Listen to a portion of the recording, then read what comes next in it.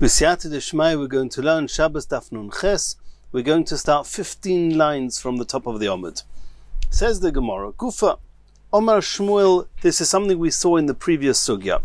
Yoitze ho'eved b'choisem b'tzavoroi. A slave is allowed to go out with his emblem stating that he's a slave hanging around his neck on Shabbos. But the emblem of the slave that's been attached to his cloak, he's not allowed to go with it on Shabbos. And we saw a bit about this in the previous sugya. Tanya Namihachi, we saw a brisa similar to Shmuel. A slave is allowed to go out with the emblem hanging around his neck, but he's not allowed to go out with the emblem, or he's not allowed to go out with the cloak that has an emblem attached to it. Asks the Gemara, Raminu, this seems to contradict another brisa. And the next brisa is split into three parts. The first part, Lo yetze ho'eved b'choisam shebetzavori v'lo b'choisam shebeksusoi. This brisa says that not only is the Eved not allowed to go out with a cloak with an emblem on, he's not allowed to go out with an emblem around his neck either, and this contradicts Shmuel with the brisa that supported Shmuel. And the brisa adds in, Zeh v'zeh ein mekablin tuma, both the emblem that's around his neck and the emblem attached to his garment, both of them are not mekabel tuma. And the rules for being mekabel tuma, it has to either be a kli, a utensil, or it has to be an ornament of a person. And here, this emblem is not serving the person in any way, and it's clearly not an ornament. It's not really giving him that much respect. It's quite degrading to walk around with an with an emblem like that, telling everyone, I'm a slave, I've got to be subservient to another person. And therefore it's missing the conditions for it to become Tomei, and therefore they do not become Tomei. That was the first part of the brisa, talking about the emblems of the slaves. The second part of the brisa, V'loi bezug shebetzavori, a slave is not allowed to go out with a bell around his neck. Avol yetzahu bezug shebeksusoi, but he is allowed to go out with a bell that's attached to his clothes. V'zeh mekablim tuma. Since it's an ornament for a human being, it's an ornament to go around with a bell, therefore they are mekabel tuma. However, regarding Shabbos, he's allowed to go out only with a bell that's attached to his clothes, not to the bell around his neck. And the Gemara is soon going to discuss these halachas. The third part of the brisa is talking about a behema. V'lo yiseitze behema, an animal is not allowed to go out on Shabbos. Lo b'choisam shebetzavara, not with an emblem around its neck. V'lo b'choisam shebeksusa, and not with one attached to it, to a cover, to the coat of this animal. V'lo b'zug shebeksusa, nor with a bell attached to its clothes. V'lo b'zug shebetzavara, nor with a bell around its neck. Zeh v'zeh ein mekablim tuma, and none of these emblems or bells belonging to an animal are mekabel tuma, because we know that a choisam is not mekabel tuma because it's not serving anything. It's not a kli. It's not a utensil. The zug, the bell, for a person, it's an ornament. It's a tachshit, and it's like a piece of jewelry, so to speak. And therefore, for a man, for a person, an ornament has value, and therefore it can become tuma. However, there's no such thing. Ein tachshit lebehema in hilchas tuma. If an object is only a tachshit, an ornament for an animal, it does not become tomei.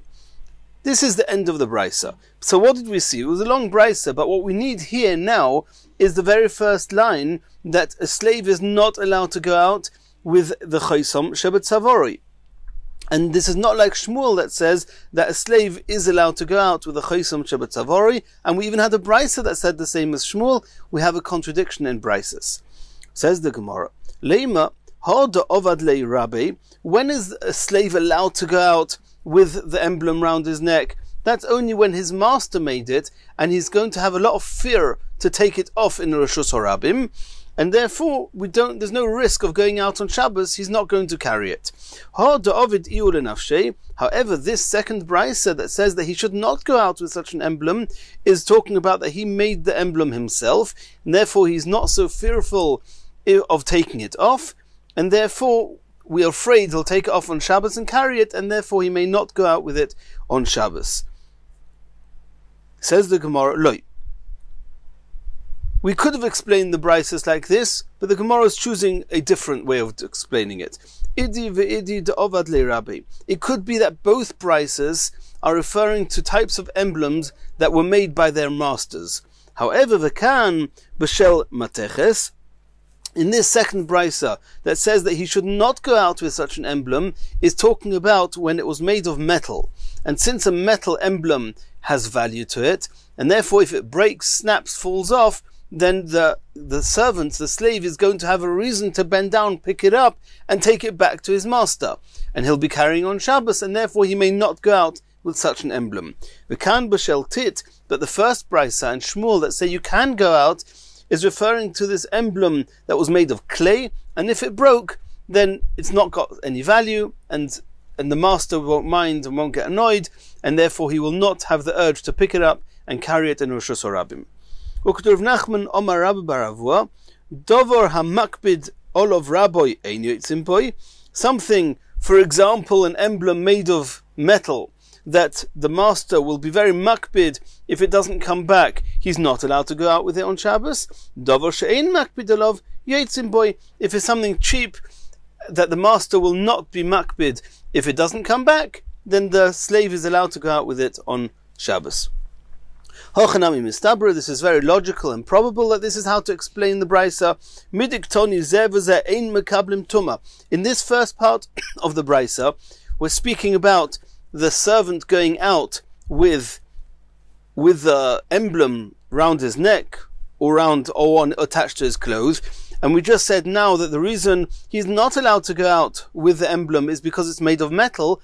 There's proof to that from within this brisa, because the brisa continues and says that both of these emblems are not mekabel tuma. So the Gemara explains, if you're going to say, as we just have, shel mateches, that this brisa is talking about an emblem that was made of metal, then it makes sense that these metal ornaments or these metal objects are not mekabel tuma because they are not a tachshit, they do not very respectable for him. Ha kelim ditu, but other kelim made of the same material, namely metal, mekabel tuma, they do become tuma. Elo I omrus b'shel titnan, but if you say that this brisa is referring to the typical clay emblem, what's the brisa doing saying that these objects as if to say that other clay objects do become tomei?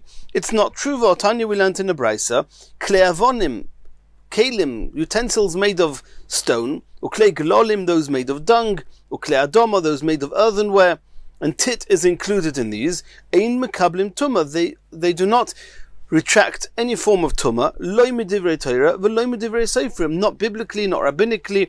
Elo shma mino shel mateches shma mino. So it seems it's another proof that this brisa is talking about the emblems that are made of metal, and that's why the brisa has to say that they're not mekabel tuma, unlike other metal utensils.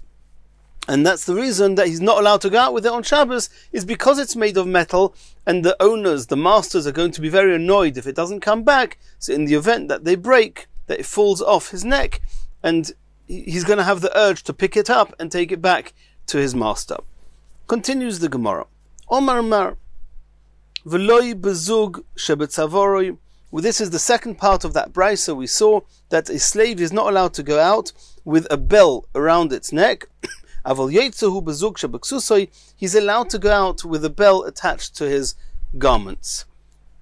Asks the Gemara,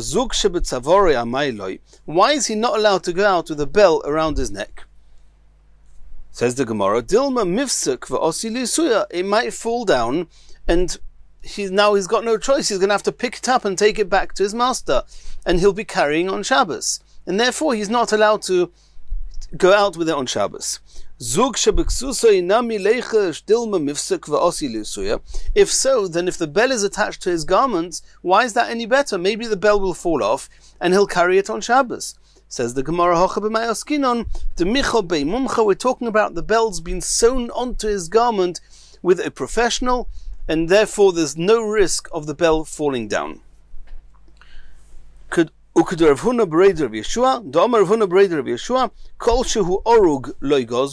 saw previously that anything which is woven is not a chatzitza, and therefore when going to mikveh they did not have to take it down, did not have to take it off, and therefore you're allowed to go out with it on Shabbos. But there's the big question that if it's very good that it's woven and it's not a chatzitza, but these strands or belts or other ornaments, they may fall off. So why are we not worried that they're going to fall off and she's going to carry it? So that's what the Gemara is saying, that in all those cases we're talking about that it's been very firmly attached in a way that there's no risk of them falling down. That's the pashtus how to learn this Gemara. Continues the Gemara, Omar Mar, in the third part of that brisa we learnt, as follows. An animal may not go out not with an emblem round its neck, and not with a emblem stuck to its garment, nor with a bell around its neck, or a bell attached to its garment. And irrespective of what type of emblem or what type of bell it is from the animal, they are not mekabel tumah. Says the Gemara,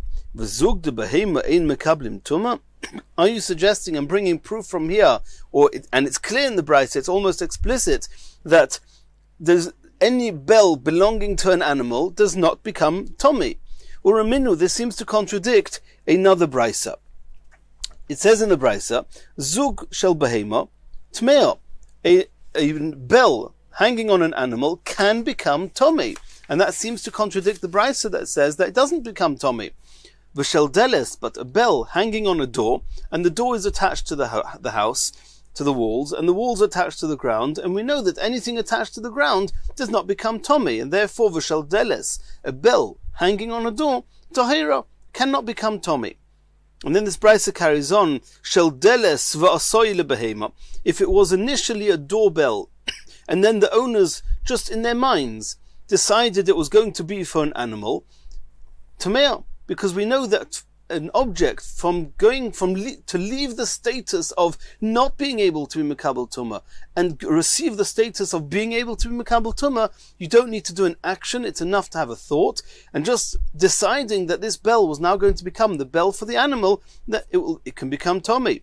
Shel behema v'asoi ledeles, if it was a bell belonging to an animal, which it could have become tomei, and maybe did become tomei, v'asoi ledeles, and then you decide, and more than decide, we'll see in a second, you make it into a doorbell, afal pi shechibrei ledeles, even though you attached it to the door, you didn't just think about it and decide, you attached it to the door, v'kovoi b'mismorim, and you attached it to the door with nails, nonetheless tomei, it still retains the ability to become tomei, and if it was tomei, it still retains its tumah, because in order for it to lose its status of tumah, it has to become inusable, or you have to have done a proper action with it.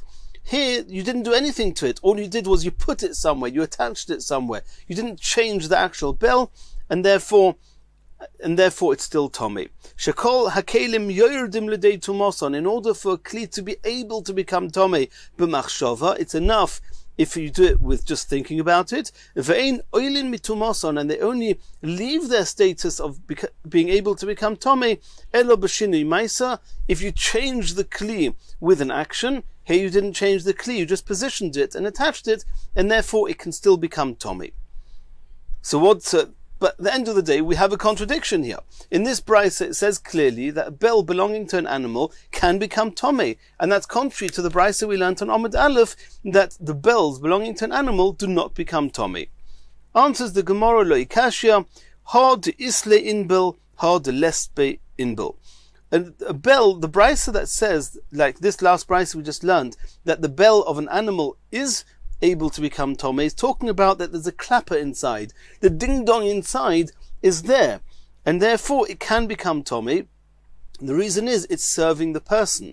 A person is looking for his animals, and by having this ding-dong on the animals, it's serving the person. Anything that serves the person is able to become Tomei, as we've seen previously in Masechas Shabbos, that the rod that an owner uses to hit the animal and prod it on, even though it's not doing anything for the person per se, but since it's helping the person, it can become Tomei.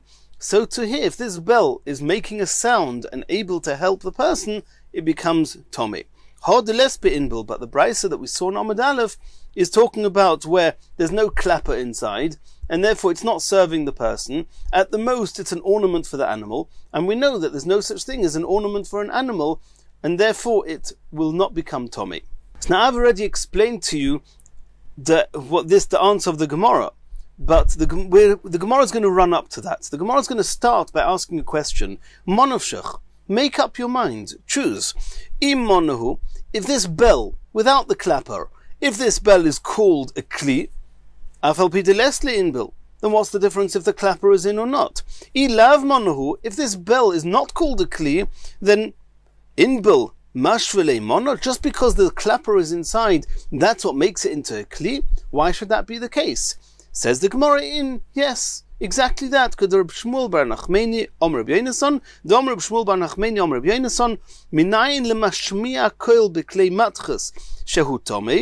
How do you know that even that anything that is making a sound which is made of metal, any metal object that makes a sound can become Tomei?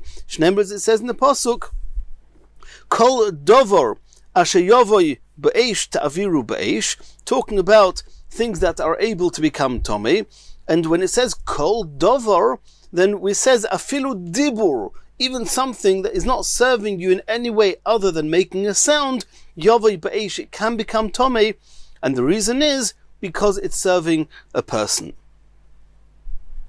Tosfos writes, "The choshev lekli tashmish the adam mishum de boyle lekola." He needs it for the sound, the alidei azug, because through the bell sheshemea that he's hearing, yidei heichon behem toyemedes, he knows where his animal is standing, or moitza alidei kach, and that's how he can find his animals. And then Tosfos brings the proof that I mentioned to you before, that it's kemakil shel behema shel mateches, that is Tomei.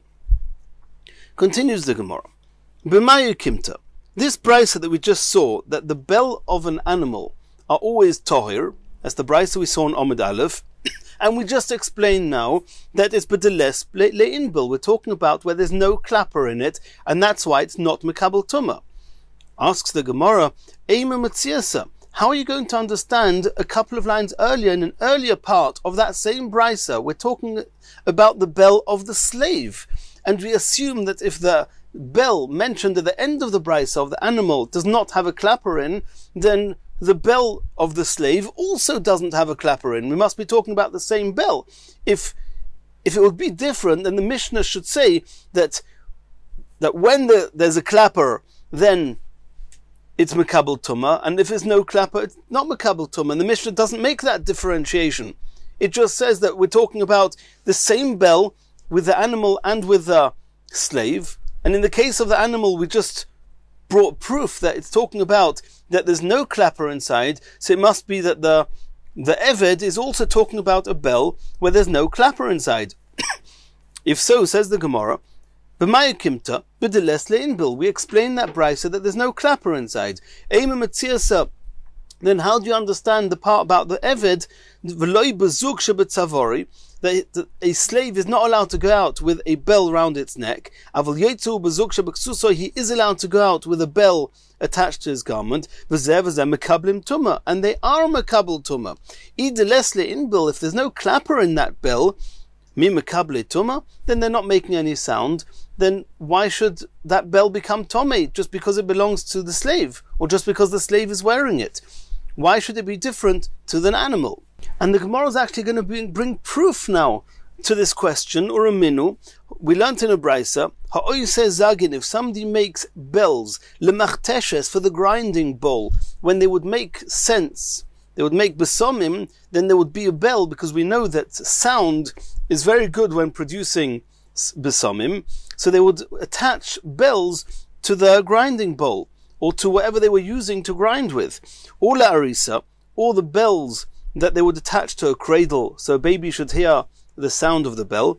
Or lemitpachu sforim, and to the covers of the sforim they would attach bells, so that the children would hear when the Rebbe is coming to teach them Torah, when he's coming to what we would call today coming to school, and that will encourage the kids to come to the lesson. Or lemitpachu tinoikois, or hanging onto the necks of a little baby. Yeshlem in bel tameim, only if they have a clapper in it, they are tamei. Ein lehem in bel tahirin. So you see clearly that even bells that are used for people, they are only going to become tamei, or can only become tamei, if they have a clapper inside. If so, the brisa that said on Amud Aleph that the bells belonging to the Eved, that they can become tamei, if we're talking about that they have the clapper inside, then how does that work with the end of the brisa that says that by a behema it doesn't become tomei, and it must be talking about that there's no clapper inside, because we saw in the brisa at the beginning of this omid that if it does have a clapper inside, then even those belonging to an animal can become tomei.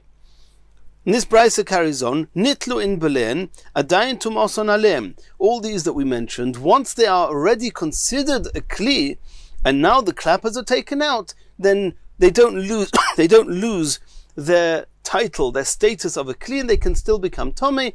And the reason is because you don't need a very professional person to repair it. We're going to see that soon. But either way, we see a contradiction here between, in the same brisa, the bells belonging to an eved are mekabel tuma, and those belonging to the behema are not mekabel tuma. Why? Says the Gemara, Hanemili betinoik, de lekola avidele. Only for these bells that are mentioned in this brisa here, where you need the sound. So if you don't have the sound, it's an unfinished bell. It won't become tomei. Aval godel, but for an adult, where he's using the bell not for the sound, he's using it as an ornament, tachshit to it's an ornament, lay for him, afal gav de lesle inbel, and therefore in the brisa on Amud Aleph is talking about where there's no clapper. Like with animals, there's no clapper in the bells. The reason it's mekabel tumah is because it's a tachshit, it's an ornament. So for a person, we know that an ornament belonging to a person is mekabel tumah, and we know that an ornament belonging to an animal is not mekabel tumah. We have the rule, ein tachshit lebehema. Continues the Gemara. Omar Mar, we just now saw in this last brisa, nitlu in belein, adayin tum oson alein. Even though if they have not yet put in the clapper, it's not yet become a bell, and this bell must be used to make noise, so it's not yet a gemar kli, it's not finished utensil, and therefore it's tahir. But if you did put in the clapper, and it could become tomei, even though the clapper has now been removed, nitlu in belem, adayin tumosan alem, they can still be tomei. Asks the Gemara, lemay chazu. This is, for all intents and purposes, a broken kli. In every kli that you have, any utensil, if it becomes inusable, it becomes tahir, and it certainly cannot retract a new tumah.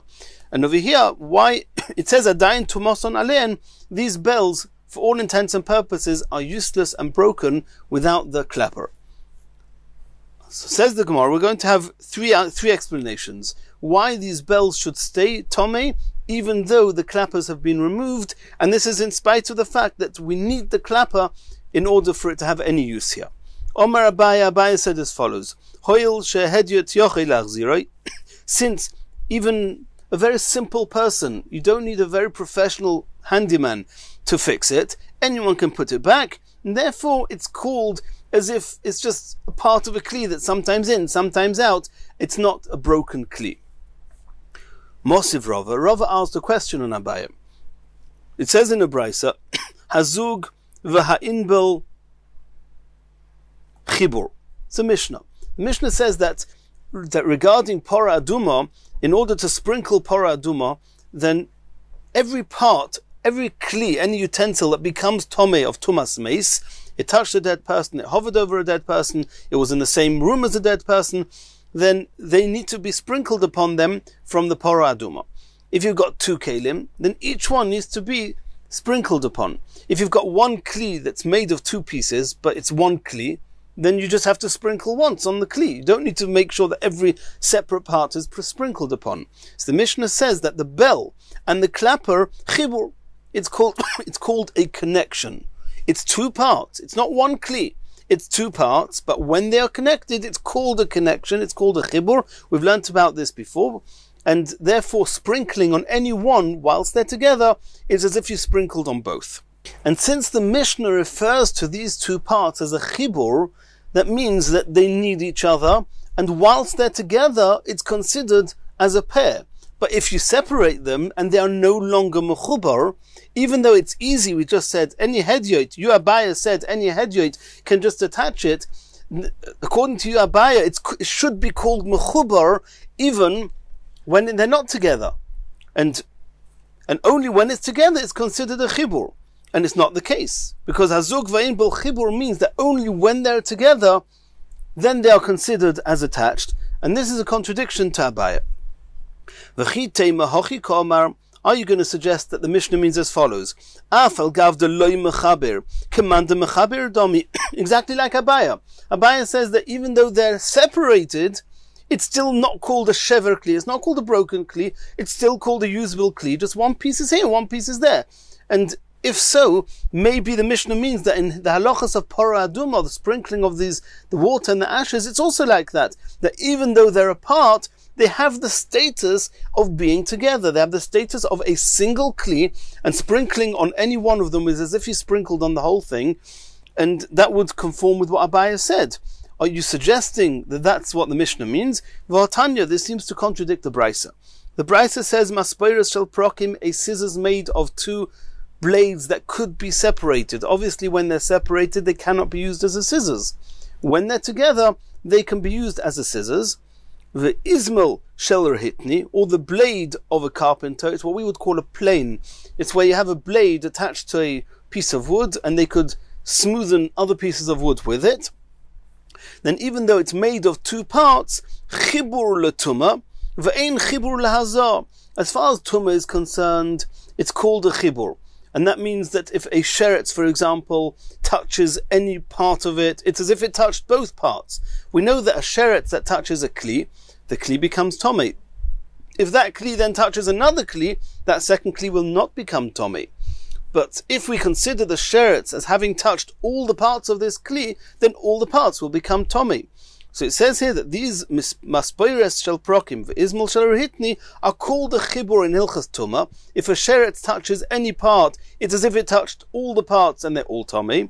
Ve'ein chibur lehazor. But regarding hazor, sprinkling of the water and the ashes of the parah adumah, there it's not called a chibur. Each part is separate, and you have to sprinkle on each one separately.